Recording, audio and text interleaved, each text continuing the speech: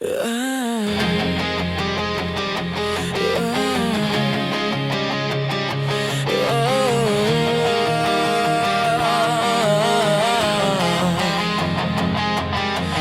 Sara Duterte, daghang pagsulay nga miabot.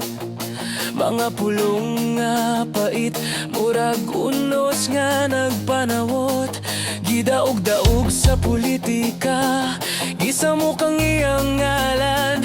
Pero ligon gihapon siya, wala gyud matandog ang kasing-kasing ug baruganan.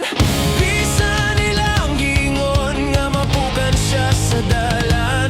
Nagpabilin siya ang kusgan, walay kahadlok sa laban. Inday Sara barog lang, ayaw gyud kahadlok.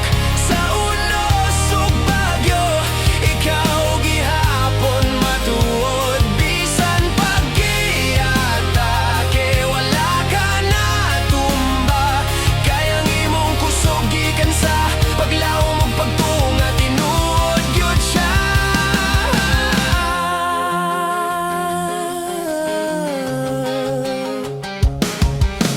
Sa Kongreso giingon nga impiyag siya unta, apan wala gyud ni daog.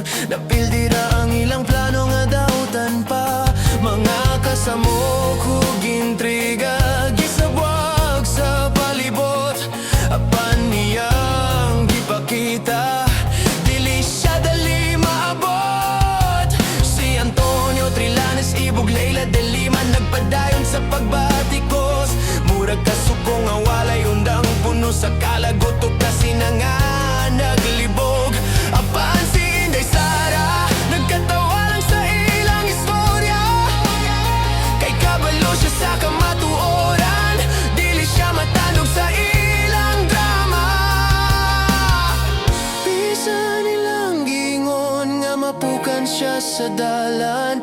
Nagpabili siyang kusgan, walay kahadlok sa laban. Inday Sara barog lang, ayaw gyud kahadlok.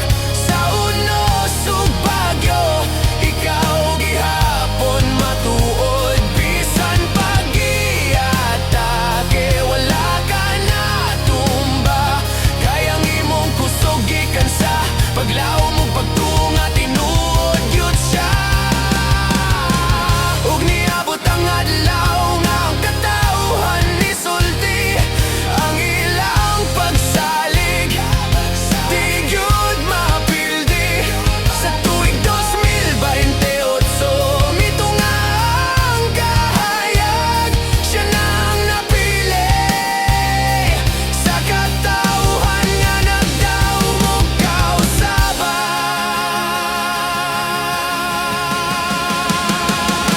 Inday Sara, midaog ka sa tanang pagsulay. Ang imong kusog na himong giya, sa katawan nga naglaom og mga hayag. Gikan sa kasakit hangtod sa